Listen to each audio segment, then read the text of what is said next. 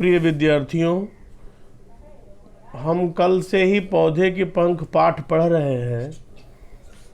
इस पौधे के पंख पाठ का दूसरा भाग आज हम पढ़ेंगे और अभी पाठ वाचन का क्रम चल रहा है। तो उस पाठ वाचन के क्रम में हम आगे आज बढ़ते हैं। 25 जनवरी 1962। लेखक कहते हैं, मैं क्या करूं, मुझे आज बहुत बुरा लग रहा है। श्रीधर ने मेरे सारे खिलौने देखे और फिर खिल्ली उड़ाते हुए कहा, तू यार इन छोटे छोटे खिलौनों से कब तक खेलता रहेगा। श्रीधर मुझे न जाने क्या समझता है, अपने को पहलवान मानता है, मुझे दूध पीता बच्चा। कुल मिलाकर के श्रीधर को ऐसा लग रहा था कि जो भी खिलौने इसके पास मौजूद हैं वे सभी खिलौने छोटे बच्चों के हैं और इतनी उम्र के बच्चे को ये खिलौने नहीं खेलने चाहिए। ठीक है, ऐसा श्रीधर मानता था। तो लेखक को बुरा लगता था कि ऐसा ये मुझे क्यों समझ रहा है, ये खुद को बहुत बड़ा मान रहा है, मुझे दूध पीता बच्चा समझ रहा है, छोटा बच्चा समझ रहा है। भला उसमें मुझसे ज़्यादा क्या है। लेखक कहते हैं, मैं उससे यही कहना भी चाह रहा था पर कह नहीं सका। संकोच के कारण लेखक अपने मन की बात उससे नहीं कह पाए। मैं जानता हूँ उसमें मुझसे बहुत सी बातें ज़्यादा हैं। फिर अपने ही प्रश्न करते हैं, अपने ही उत्तर देते हैं। कहते हैं कि मुझे पता है कि उसमें मुझसे बहुत सारी बातें अधिक हैं। वह मेरी उम्र का है पर मुझसे ज़्यादा तगड़ा है। तगड़ा क्यों है, मजबूत क्यों है? क्योंकि वो आउटडोर गेम खेलता है, घर से बाहर जाता है, दौड़ता है, कूदता है, तो उसका शरीर फिट है, हृष्ट पुष्ट है, मजबूत है। और लेखक को यह भी लगा कि वो मुझसे ज़्यादा दूध पी सकता है। जब आपका शरीर मजबूत होगा तो अधिक खाने पीने की भी ताकत आ जाएगी, सामर्थ्य आ जाएगी।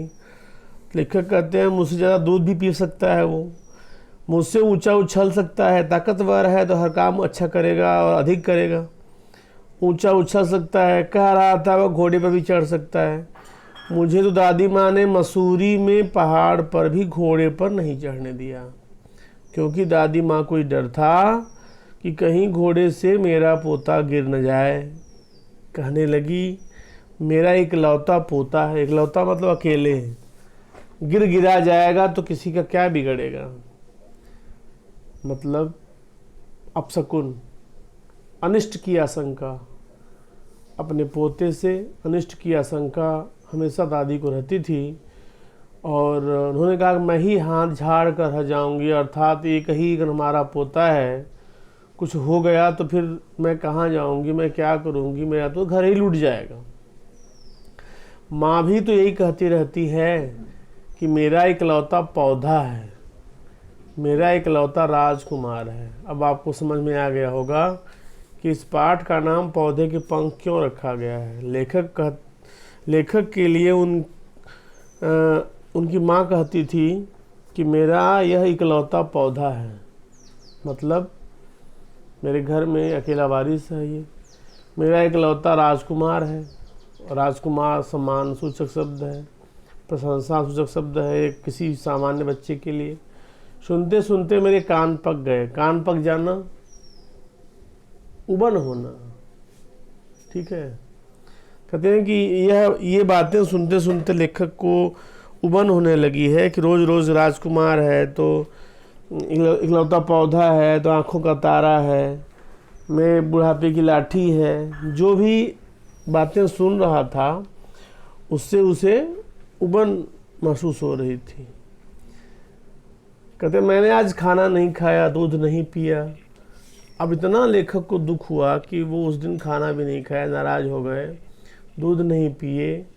दादी माँ अपने कमरे में बैठी मेरे लिए राम जी की माला जप रही थी, मेरे लिए। दादी भी अपने पोते के बरकत के लिए, पोती की भलाई के लिए, पोते के हित के लिए राम जी की माला जप रही हैं। आज श्रीधर मेरे कमरे में सोया है। श्रीधर चूँकि नया मेहमान आया है लेखक की माँ की सखी का बेटा है तो इनके कमरे में सो गया है। मैंने आज किसी को अपने कमरे में नहीं आने दिया है, माँ को भी नहीं। माँ मुझे अपने साथ ही तो सुलाती है, लेखक माँ के साथ ही सोते थे। लेकिन अब वह दीदी के विवाह की तैयारियों में उलझी हुई है। विवाह की तैयारियां जब भी होती हैं तो उसमें उनका मन उलझा हुआ है, इसलिए उन्होंने कुछ नहीं कहा। कुछ नहीं कहा का मतलब लेखक अकेले सोए या कहीं भी सोए, उन्होंने उस बात पर ध्यान नहीं दिया, नहीं तो पीछे पड़ जाती। मुझे कभी अकेले मेरे कमरे में नहीं सोने देती। दादी माँ और मेरी माँ समझ रही हैं कि मैं आराम से सो रहा हूँ। मैंने सामने तस्तरी में रखी ढेर सारी मिठाई फल जो मेरी मेज पर रखी गई हैं, मैंने खा लिए होंगे। अर्थात विवाह की तैयारी की व्यस्तता में लेखक की माँ और दादी ने इस बात पर ध्यान नहीं दिया कि लेखक खाए या नहीं खाए। वे क्या जाने मैंने इनमें से एक भी चीज़ नहीं छुई है। क्यों नहीं छुई? क्योंकि नाराज़ है, गुस्सा है, मन में एक दुख है, झेप है, और इस बात की नाराज़गी है कि क्यों मैं सामान्य बच्चों से अलग हूँ, क्यों मुझे घर से बाहर नहीं जाने दिया जाता, क्यों मेरी आज़ादी को छीना जा रहा है, क्यों मुझे बाहर स्वतंत्र रूप से खेलने नहीं दिया जाता। ये सारे सवाल लेखक के मन में हैं। लेखक कहते हैं मैं बराबर जाग रहा हूँ, मुझे नींद नहीं आ रही है और मैं यह डायरी आज बिल्कुल पहली बार लिख रहा हूँ। लेखक कहते हैं कि डायरी व्यक्ति तब लिखता है जब उसके मन में बहुत सारा मलाल होता है। और जागते हुए मैं बराबर जाग रहा हूँ, मुझे नींद नहीं आ रही है। कैसे नींद आएगी जब मन में खौफ है, मन में गुस्सा है, क्षुब्ध मन है, ठीक है। और कहते हैं कि डायरी लिखना पहली बार ये शुरू करते हैं। अपनी खुली खिड़की में से मुझे आज पूरा चाँद चमकता दिख रहा है। अर्थात इन्हें लगा कि कुछ आशा की किरण इनके लिए जग रही है, और खिड़कियाँ खोली इन्होंने तो चाँद की पूरी सूरत देखी और चमचमाता चाँद इन्हें सुंदर दिखाई पड़ा। बिल्कुल पहली बार ही तो मैंने इसे देखा है। मतलब खिड़कियाँ भी नहीं खोली जाती थीं, पहली बार स्वतंत्र हो करके इन्होंने खिड़की खोल ली थी और इन्हें चाँद दिखाई दे रहा था। मतलब घर से बाहर बिल्कुल निकलने नहीं दिया जाता था, घर से बाहर देखने तक की इजाज़त नहीं थी। कहते हैं मैंने इसे पहली बार तो देखा है, मतलब जिस तरह आज देख रहा हूँ उस तरह पहली बार देखा है। मुझे आज बेहद बहुत ज़्यादा प्रिय लग रहा है यह। इसे इसकी माँ अब अपनी तुलना करते हैं चाँद से। लेखक कहते हैं कि चाँद की माँ ने इतने बड़े खुले आसमान में चाँद को अकेला खेलने को छोड़ दिया है। यहाँ वहाँ जा आ रहे हैं, सफ़र पर हैं या यात्रा कर रहे हैं। चाँद की माँ तो उन्हें नहीं रोकती। काश मेरी माँ, काश जहाँ लग जाता है वहाँ इच्छावाचक वाक्य हो गया। काश अर्थ के आधार पर वाक्य भेद, इच्छावाचक वाक्य। काश मेरी माँ, लेखक कहते हैं कि काश मेरी माँ मुझे इसी तरह चाँद की तरह अकेला खेलने को छोड़ देती। न मैंने अपनी ज़िंदगी में कभी हरी घास पर चलकर देखा है, न नदी में नहाकर, न बारिश में भीग कर। मतलब कभी भी उन्हें घर से बाहर स्वच्छंद विचरण करने की, स्वच्छंद अपने मनचाहा कार्य करने की छूट नहीं दी गई, न बारिश में कभी भीगने की। मैं क्या करूं, मर जाऊं? अब मन में तमाम, जब मन क्रोधित होता है तो मन में तमाम तरह की आशंकाएं, तमाम तरह के उपद्रवी विचार मन में आते हैं। मन जब क्षुब्ध होता है तो मन में बुरी बातें ही आती हैं। इसीलिए हमें क्रोध नहीं करना चाहिए, क्रोध पर नियंत्रण करना चाहिए। जब भी हमें क्रोध आए ईश्वर का नाम लीजिए, ठंडा पानी पीजिए और वहाँ से हट जाइए। जिन पे क्रोध आ रहा है उनसे बातें मत करिए जिनकी बातों से आपको गुस्सा आया हो। लेखक कहते मैं क्या करूं, मर जाऊं या कहीं भाग जाऊं या कहीं उड़ जाऊं? ये सारे सवाल तभी किसी के मन में आएंगे जब उसका मन अपने जीवन से दुखी होगा, अपने जीवन से उबा होगा। तभी ये मन में इस तरह के गंदे और कुत्सित विचार आएंगे। मैं उसे गंदा विचार ही कहूँगा, क्योंकि जीवन बड़ा हमारा अनमोल है। हमें 84 लाख जन्म में एक बार मनुष्य का जन्म मिला है। इसे पा करके हम इसे क्यों बर्बाद करें? इसे सजो कर रखना चाहिए, संवार कर रखना चाहिए और इस मनुष्य जीवन का हमें भरपूर लाभ उठाना चाहिए। कहते हैं कि नहीं तो मेरी दादी, अच्छा आप सो जाऊं, अगर मैं नहीं सोता हूं तो मेरी माँ और दादी माँ मेरी लाल आँखों को देखकर कल जाने कितने डॉक्टरों को बुला लेंगी। मतलब यदि मैं नहीं सोऊंगा, मेरी आंखें लाल हो जाएंगी, तो मेरी दादी और मेरी माँ ये सोच करके कि उनका पोता और उनका बेटा बीमार है, न जाने कितने डॉक्टरों को दवा देने के लिए बुला लिया जाएगा। फिर क्या होगा? उफ़, मुंह से उफ़ कब निकलता है? जब अफसोस होता है। अफसोस कब होता है? जब व्यक्ति अपनी परिस्थितियों से पछताता है, अपनी परिस्थितियों पर तरस खाता है कि उफ़, हमारी ये परिस्थिति आ गई। यह कमबख्त श्रीधर कितनी मौज से गहरी नींद सो रहा है। मतलब मौज से सोने का मतलब क्या है? कि बेखबर, निश्चिंत, आनंद के साथ सो रहा है। गहरी नींद तभी आती है जब आदमी निश्चिंत होता है। इसलिए हमें चिंता नहीं करनी चाहिए। चिंता चिता समान है, जो जिंदा ही खाए। चिंता चिता के समान होती है। इस प्रकार चिता एक मरे हुए शरीर को जला डालती है, उस तरह से चिंता भी एक जीवित व्यक्ति को मृत बना डालती है, मार डालती है। कहते हैं इसे क्या परवाह, चाहे मैं कभी तक जागूं। ये श्रीधर जो सो रहा है बेखबर, इसे क्या चिंता है कि मैं जग रहा हूँ या मैं सो रहा हूँ, या मैं सोऊंगा या नहीं सोऊंगा, जगूंगा या जो करूँगा, इसे क्या मतलब है? तो गहरी नींद में खराटे ले रहा है। मुझ कमज़ोर पिल्ले से बच्चे को, अपने आप को कमज़ोर मान रहे हैं। कमज़ोर मान क्यों रहे हैं? क्योंकि इनको ऐसा लग रहा है कि मैं कमज़ोर हूँ। ठीक है, और अगर न लगता तो ये क्यों कहते कि इस कमज़ोर से पिल्ले से बच्चे को, यह दोस्त बनाना भी तो नहीं चाहता। उफ, कमबख्त श्रीधर कितनी मौज से गहरी नींद सो रहा है, कितनी मौज से, कितनी आनंद, कितना बेखबर होकर सो रहा है। इसे क्या परवाह, इसे कौन सी चिंता है मेरी कि मैं जगूं न जगूं, सोऊं न सोऊं। मुझ कमज़ोर से, अपने आप को कमज़ोर मानते हैं, पिल्ले से बच्चे को। पिल्ले से बच्चे क्यों कहते हैं? क्योंकि इन्हें घर में अभी छोटा ही समझा जाता था। ये अपने मन से अपने आप को बड़ा मानते थे, तो इन्हें लगता था कि मैं बड़ा हो गया हूँ, फिर भी मुझे छोटा ही समझा जा रहा है। और श्रीधर इन्हें दोस्त बनाना नहीं चाहता था, क्योंकि श्रीधर को लगता था कि इन्हें न खेलना आता है, न घर से बाहर जाते हैं, इन्हें कुछ नहीं आता है। तो यह भी लेखक की अवमानना ही थी कि लेखक को छोटा समझा जा रहा था और लेखक अपने आप को बड़ा मानते थे। तो यह भी उनकी एक अवमानना ही थी। और इसके पहले पैराग्राफ में देखें तो वही बात, लेखक जग रहे थे, इन्हें नींद नहीं आ रही थी और आज बैठे डायरी लिखने के लिए, और जब खिड़कियाँ खोली तो इन्हें चाँद दिखाई दिया। चाँद से अपने आप की तुलना किए और इनको लगा कि चाँद की माँ उन्हें आसमान में खुला छोड़ देती है, स्वतंत्र रूप से विचरण करने के लिए छोड़ देती है, स्वच्छंद रूप से घूमने के लिए छोड़ देती है। और इनकी माँ, हाँ, चाँद की माँ कभी उन्हें रोकती नहीं है और इनकी माँ इन्हें हर बात पर रोकती है, टोकती है, कहीं अकेले नहीं जाने देती।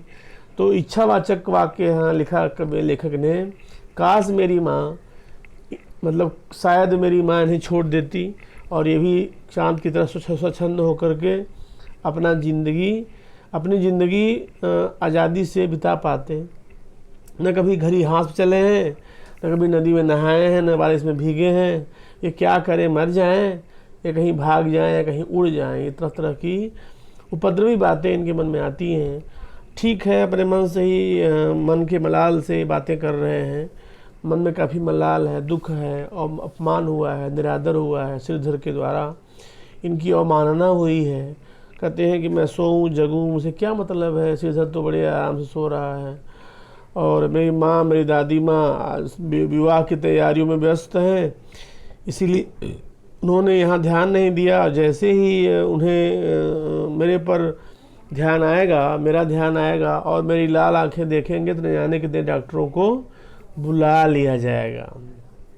ठीक है, और श्रीधर के द्वारा उपेक्षा किए जाने पर लेखक को बहुत गुस्सा आया था। वे खाना नहीं खाए, दूध नहीं पिए। दादी माँ अपने कमरे में बैठी राम का जाप कर रही थी, श्रीधर अपने कमरे में सोया है और आज लेखक किसी को अपने कमरे में नहीं आने दिए क्योंकि डायरी लिख रहे थे, और मम्मी को भी नहीं आने दिए। माँ इन्हें अपने साथ सुलाती थी, लेकिन इस समय वो दीदी की विवाह की तैयारियों में व्यस्त थी, इन्हें कुछ नहीं कहा, नहीं तो वे इनके पीछे पड़ जाती। इन्हें कभी अकेले अपने कमरे में सोने नहीं देती थी।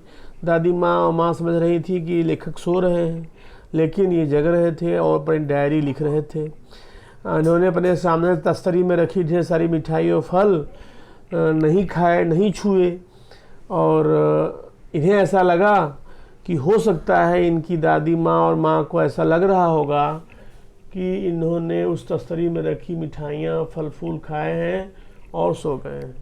इस तरह से डॉक्टर शशि प्रभा शास्त्री के द्वारा लिखा गया यह डायरी लेखन बहुत ही उत्कृष्ट गद्य विधा में लिखा गया पाठ है।